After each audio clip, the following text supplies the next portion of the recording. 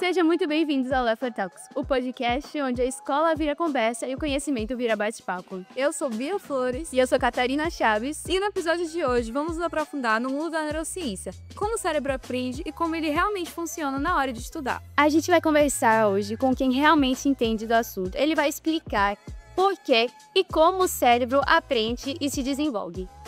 Ele é pai, professor, um dos diretores do Colégio Leffler, formado no ITA e estudante de neurociência. Com vocês, Breno Gravache.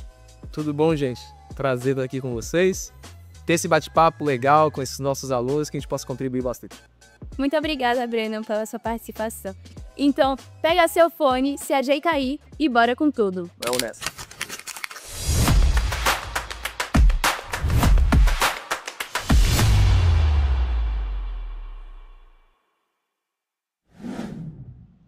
Bom, Breno, a gente já falou um pouquinho umas perguntas sobre a neurociência e os estudos, como é que elas se entrelaçam. Legal. E o primeiro, o que a neurociência tem revelado sobre como o cérebro realmente aprende? É uma pergunta bem legal, né? E esse gosto de a gente entender o nosso próprio corpo, o nosso funcionamento, ajuda muitas pessoas. E para essa geração de agora, é muito importante a gente entender que um dos inícios do processo de aprendizagem é atenção. A gente está numa geração onde as pessoas têm uma atenção muito dividida, uma atenção muito curta. E se você quiser realmente aprender algum assunto, é necessário que você tenha colocado a sua atenção naquele assunto. Então, a primeira coisa que eu poderia trazer em relação à neurociência é que sem atenção, você não vai ligar, digamos assim, a sua memória de trabalho, você não vai conseguir usar essa memória por mais tempo, e esse conhecimento acaba não sendo tão significativo, você não consegue trabalhar ou ver o mundo de uma forma diferente com aquilo que você aprendeu. Em relação até à atenção, eu me lembrei de um estudo que meu pai me falou algum tempo atrás, que antigamente fizeram um estudo para ver realmente a atenção dos estudantes, como é que funcionava. E, se eu não me engano, deu um tempo de 50 minutos, e é mais ou menos por isso que a gente tem aulas de 50 minutos. Aí fizeram hoje em dia, se eu não me engano, para a geração Z, falando sobre isso, essa mesma pesquisa, e deu, tipo assim, a atenção deles de 7 minutos. Então, a gente consegue perceber que isso assim, tem uma diferença absurda, de 50 minutos foi para 7. E até, querendo ou não, isso do TikTok e do Instagram, ficar rodando vídeo, tudo mais lá, então, tipo assim, 30 segundos, 5 segundos, você pega o take, então, tipo... Sei. Você perceber, até jogo de futebol, o tempo é quanto? 45. É por volta de 50 minutos. Então, se você tem uma dificuldade de estar atento numa atividade por menos do que esses 40, 45 minutos, isso pode indicar uma dificuldade. E é bom a gente trabalhar por algumas atividades que sejam mais longas, como leitura, como se vai assistir alguma coisa na televisão, que seja um filme mais longo e não coisas que sejam muito cortadas. Isso pode ajudar muito para quem quer aprender. Certo. E agora, quais são os maiores mitos sobre o cérebro na educação que ainda vemos nas escolas? Mitos sobre o cérebro? Deixa eu pensar. Olha, um deles é que estudar de véspera não vai funcionar alguma coisa. Muitas pessoas passaram pela escola porque no Brasil a escola... um pouquinho sobre escola. Na Grécia a escola era para pessoas que tivessem mais dinheiro. A palavra escola, inclusive, tem a ver com tempo livre. E não necessariamente com tempo de você ficar todo dia, né? Mas quando a escola vem para o Brasil, ela primeiro veio por instituições religiosas.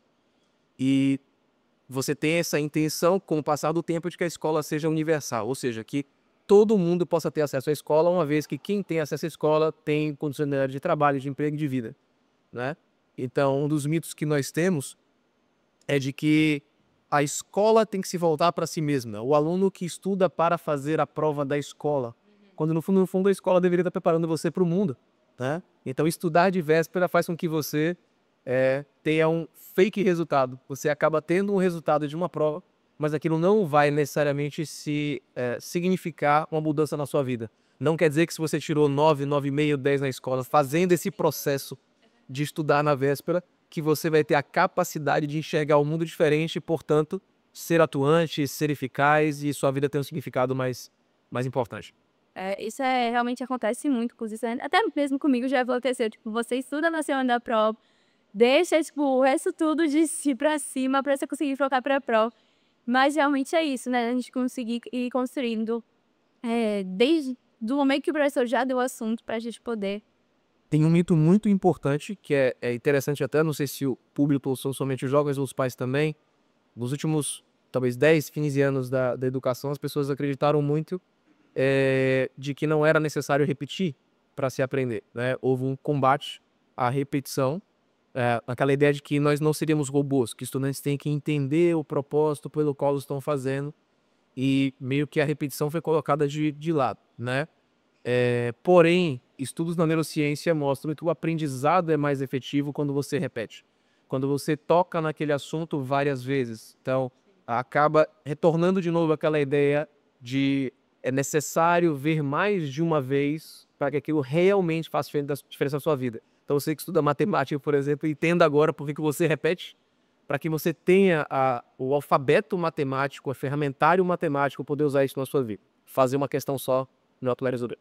E, tipo, falando ali parte de estratégias e tudo mais, com base na neurociência, tipo, o que você vê, quais são as estratégias que você acha que são mais eficazes na hora do estudo para poder ajudar estudantes? A primeira coisa é se preparar para o estudo, né? Então, você se convencer de que aquilo é importante para você.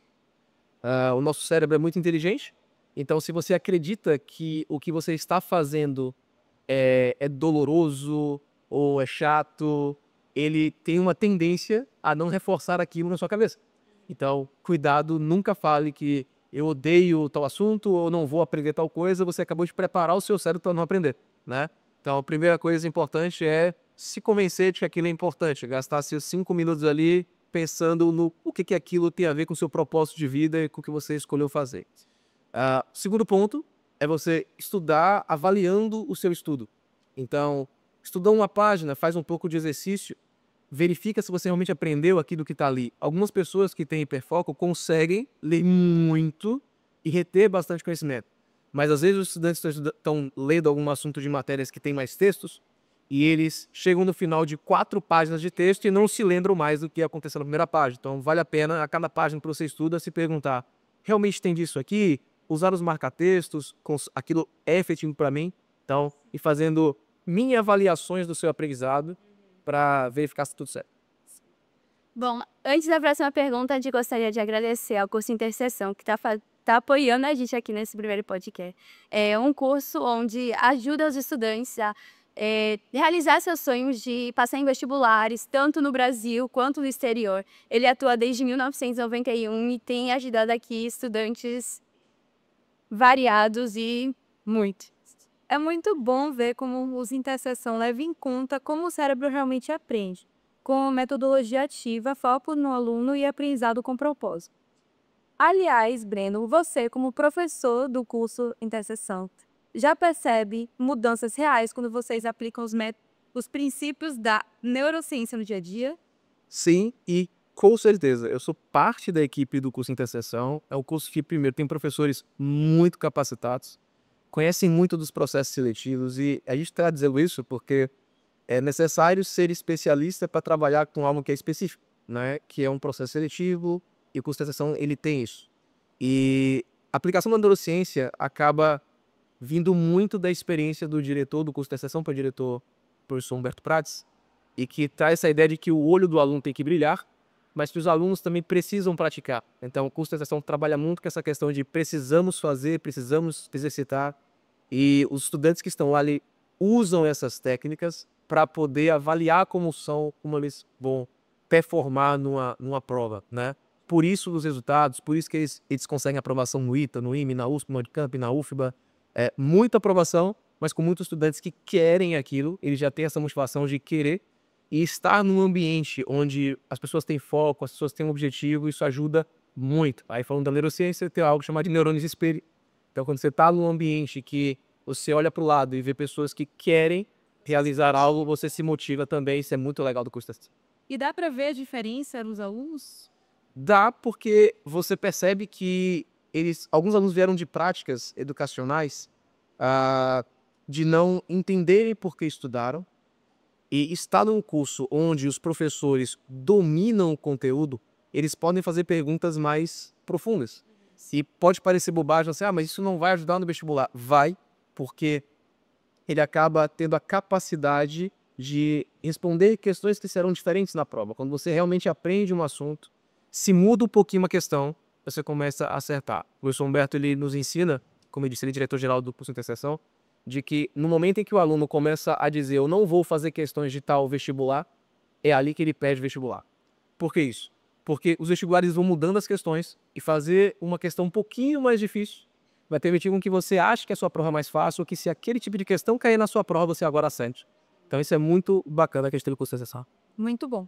E agora, voltando sobre a questão da neurociência no teu estudo, né? Quais os erros que os alunos cometem ao estudar e como evitá-las com base na neurociência?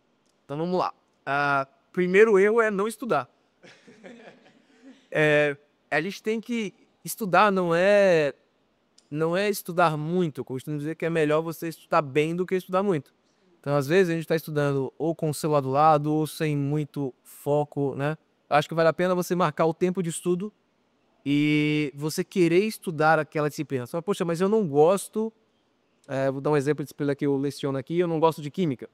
Ok, você não precisa amar química, mas química vai te ajudar no seu projeto. Então, poxa, eu estou fazendo algo pelo meu projeto, né? Então, a primeira coisa que atrapalha é quando você está, entre aspas, fingindo que está estudando. Não perca seu tempo, né? É melhor você ter a certeza de que você não está estudando. Práticas ruins. Estudar com o celular do lado. Existem estudos científicos que mostram que a mera presença do celular diminui a sua atenção, né? Eu não sei se vocês percebem isso, mas quando eu pego o meu celular, ele já vibra sem absolutamente acontecer nada.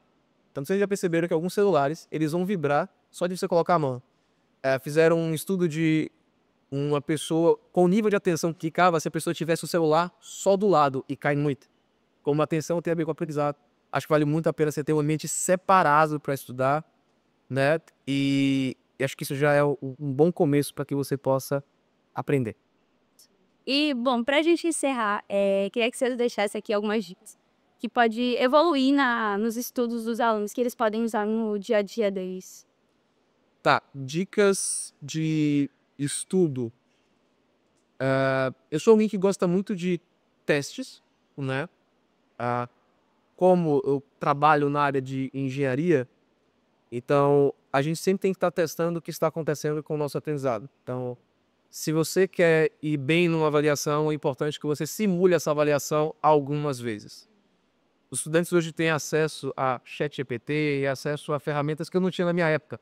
Então você hoje tem muito poder na mão, mas eles não sabem como usar esse poder. Você pega o ChatGPT e está estudando um assunto de história, e você fala assim, crie 10 perguntas objetivas de história desse assunto, ele vai criar e você pode responder um teste.